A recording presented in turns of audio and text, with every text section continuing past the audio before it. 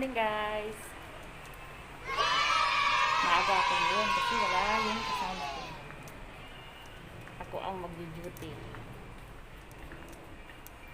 Kaya importante pag ikaw ang may-ari ng pwesto, alerto ka sa oras. Wala kang sinasayang ng oras.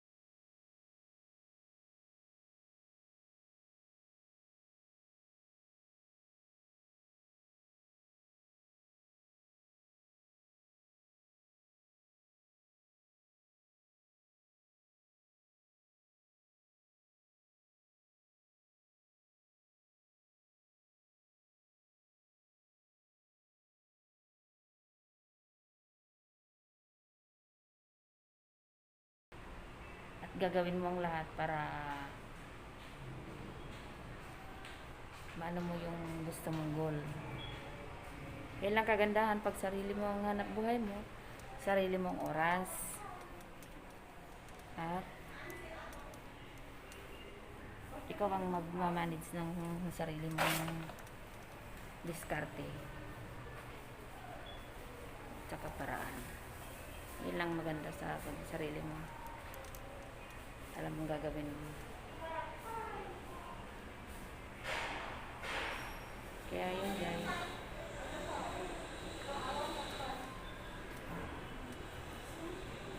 Sa tagal naman na panahon, nakayanan ko naman. Dumating man ang unos, pagsubok sa buhay natin, lagi tayong may kakayanan na lakas ng loob at huwag susuko. Kahit na anong pagsubok, laban lang. Kasi dyan tayo umuhugot para sa pamilya natin. Kagaya ko, matagal na ako naghanap buhay. Marami na akong napagdaanan na trials.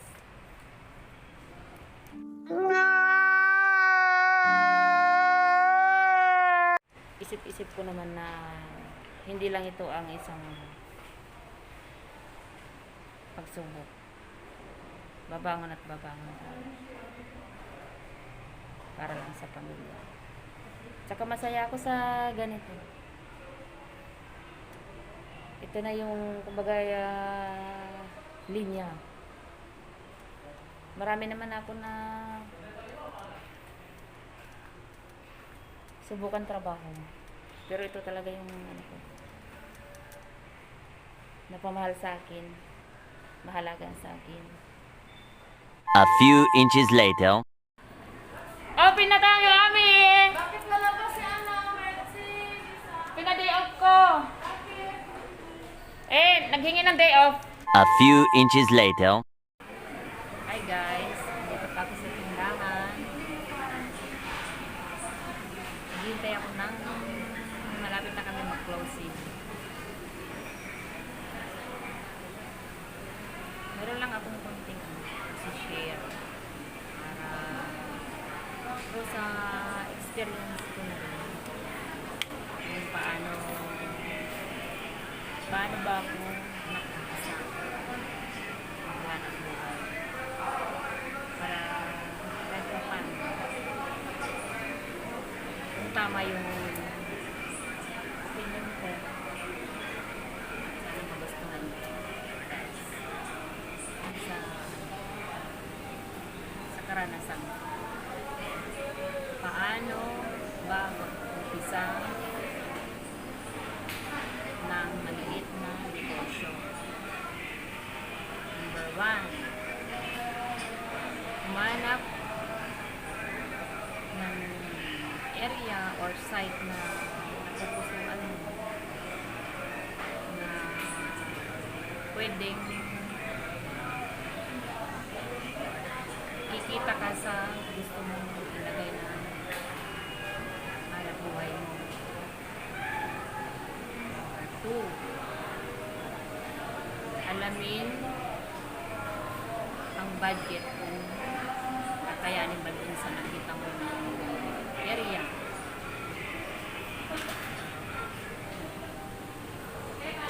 Kasi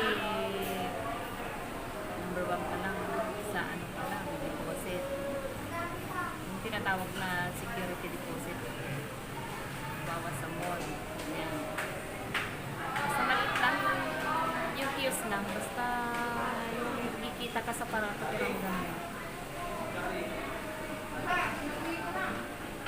Number 3, yung magkano ang magiging puhunan mo. Yun ang isang importante. Paano babudgetin yung puhunan mo. Saka kung napag-aralan mo na kung gusto mong ibenta, hindi ka pwede yung ay si ganito bumibenta yung ano niya, yung paninda niya, gusto ko rin ng ganyan, hindi po yun, hindi ganun kadali. Kailangan yung tao sa puso mo, kung ano yung lukso ng puso mo na pwede mong yung alam mo ba yung tawag na ano, yung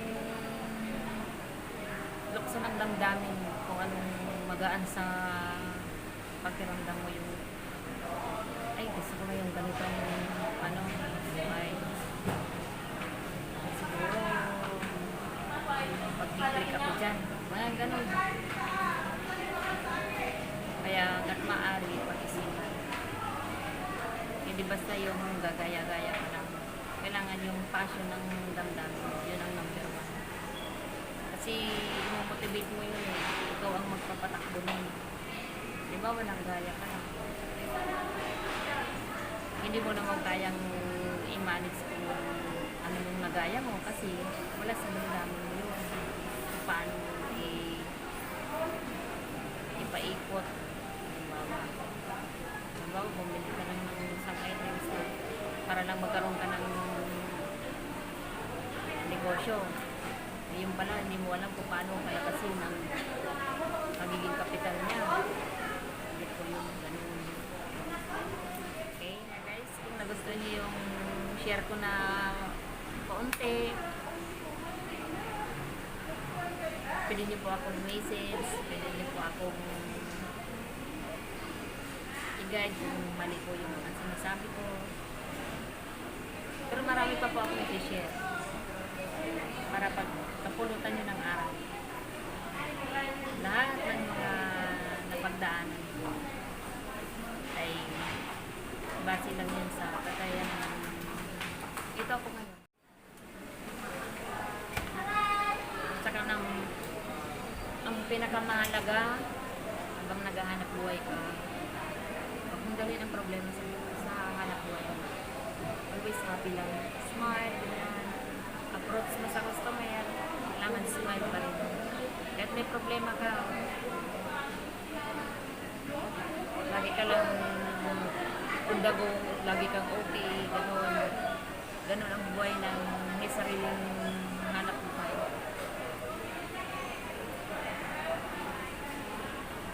Saka wag lalaki ang ulo. Normal lang. Hindi ka pwedeng yung salita ka ng mataas ka na, wala. Kailangan down to earth ka lang. Kaya mong makisama sa kapwa mo, kaya mong makisama sa mga katabi mo. Everyday kasi yun ang magiging routine. Kaya yun guys, yun lang ang may share ko muna. Baka next time may dagdagan ko pa ulit yung mga munting kaalaman ko para naman ma-share ko sa mga may gustong pag-umpisa mo ng hanap buhay. Kasi, andyan yung salita. Hindi na lang po ako habang buhay ganito tauhan. Meron naman akong yung kaalaman na konti, bakit hindi mo gawin sa sarili mo kakayanan, ganun. Yun lang ang maipapayo. Kasi every unos ng buhay natin, meron may salita yung nababago.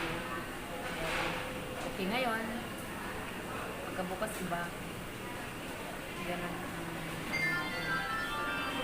sitwasyon. Kaya laban lang, hindi tayo pababayaan. Basta gawin mo yung gusto mo, wala naman imposible. Kaya pray lang tayo, lahat naman makakampan natin, basta may sipag at saka. Kaya yun guys, kung napapanood nyo naman ako muna yung na-share kong konti, like na lang, share, o subscribe nyo naman po ako para maging kaibigan tayo lahat.